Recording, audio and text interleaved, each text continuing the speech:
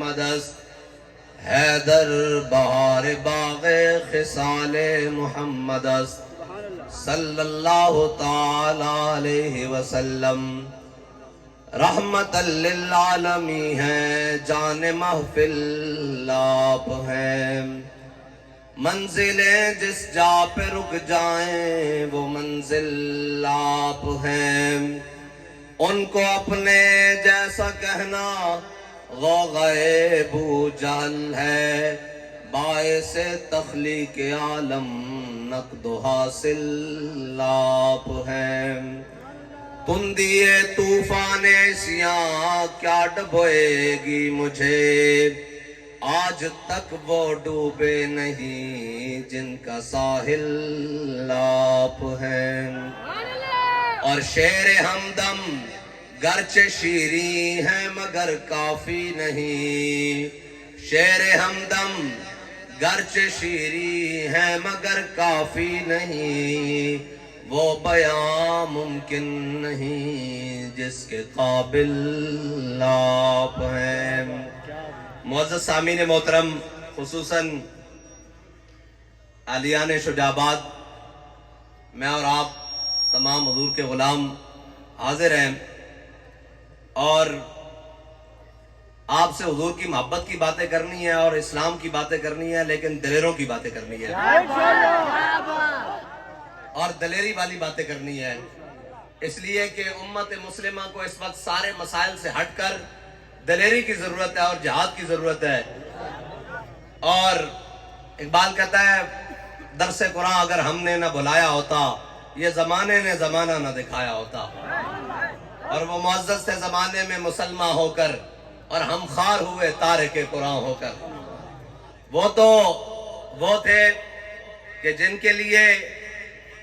جناب رومیوں نے اپنے جاسوس بھیجے انہوں نے کہا جا کر دیکھ کر آؤ یہ حضور کے غلام کرتے کیا ہیں کھاتے کیا ہیں پیتے کیا ہیں جس طرف جاتے ہیں لشکروں کے لشکر الٹ دیتے ہیں جس طرف جاتے ہیں سمندر اور دریا عبور کر جاتے ہیں جس طرف جاتے ہیں قلعے کے قلعے اور ملک کے ملک وطن اور وطن فتح کرتے جاتے ہیں بلکہ یہ کہتے ہوئے جاتے ہیں کہ ہر ملک ملک کے مایست کہ ہر ملک مل کے خدا مایست وہ صرف اس طرف منہ کرتے ہیں اور جا کر لوگ ان سے پوچھتے ہیں کہ تمہاری تلواروں کو تو دندانے ہیں تمہاری پگڑیاں پھٹی ہوئی ہیں تمہارے جوتوں کے تسمے بھی نہیں ہیں پھر تم کیسے جناب جا کر فتح کرتے ہو وہ کہتے ہو پیچھے ہٹ جا ہم جس طرف جا رہے ہیں ادھر بھی ہمارا رب ہے اور زمین بھی ہمارے رب کی ہے فتح وہ دے گا انہیں کہا جا کر دیکھ کر تو آؤ یہ کرتے کیا ہیں یہ کھاتے کیا ہیں یہ پیتے کیا ہیں ان کا اٹھنا بیٹھنا کیسا ہے یہ کون سی ٹریننگ لیتے ہیں تو وہ جناب رومی سفیر آیا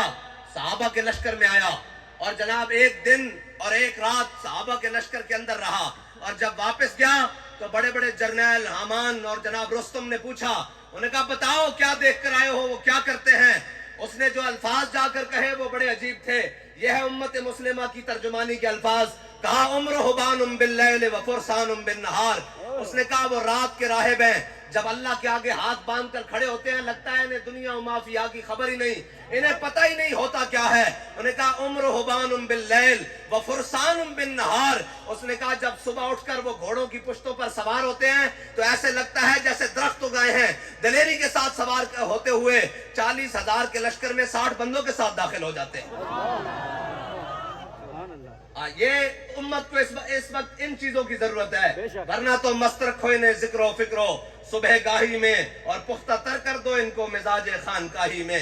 ان کو جناب اقبال کہتا ہے انہوں نے یہ دسنا جناب ہن باہر آ گئی ہن بیساکھی دا میلہ آ گیا ڈھول دی تھاپ ہوئے گی ہن رقص ہوئے گا اقبال کہتا ہے انہوں نے یہ نہیں دسنا کہ خالد بن ولید دے ہاتھ وچ موتا دے مقام چ 8 تلوارا کیویں ٹٹیاں اقبال کہتا ہے انہوں نے یہ نہیں دسنا ایک منٹ بھائی اقبال کہتا ہے انہوں نے یہ نہیں دسنا کہ جناب 60,000 دے لشکر وچ حضرت خالد بن ولید 60 بندے لے کے چلے گئے 60,000 دے لشکر وچ اور سارا دل لڑتے رہے واپس آئے کوئی بندہ بھی شہید نہیں ہویا انہوں نے جناب سینکڑوں واسل جہنم کر کے آئے سینکڑوں جناب انہوں نے پہلوان اور جناب بڑے بڑے سوار اور شاہ سوار مار کے آئے سپاہی مار کے آئے اور کسی نے خط لکھ دیتا حضرت فاروق اعظم نو انہاں کہ آج مسلمانوں کو 24,000 دا لشکر سی جن وچ جناب 23,940 بندے سائڈ تے کھڑے کر دیتے خالد بن ولید نے، اور 60,000 بندیاں نال 60 بندیاں نال 60,000 جناب مقابلہ کرنے واسطے لے گئے. اسی سارا دن کھڑے رہے، خالد بن ولید نے منع کیتا اور کوئی نہیں آئے گا اگے. 60 دا مقابلہ جناب 60 نال 60,000 دا مقابلہ کرتے رہے. حضرت فاروق اعظم نے خط لکھ دیا، فرمایا خالد ہے تو کی کیتا؟ اگر تسی سارے شہید ہو جاندے 60 دے ساتھ تو بھی نال وچ ہے پھر کی بندا؟ اگے جواب سنو. حضرت خالد بن ولید نے حضرت فاروق اعظم نے خط لکھا جواباً، فرمایا امیر المومنین، قرآن فرماتا کم من فیعت قلیلت غلبت فیعتا کثیرتا باذن اللہ. قرآن کہندا ایک ہوو گے 1000 دے مقابلے وچ فتح دیاں گا. میں ویکھنا سی او قرآن ساڈے بارے کہندا یا کسے ہور دے بارے کہندا. لبیک لبیک یا رسول اللہ لبیک لبیک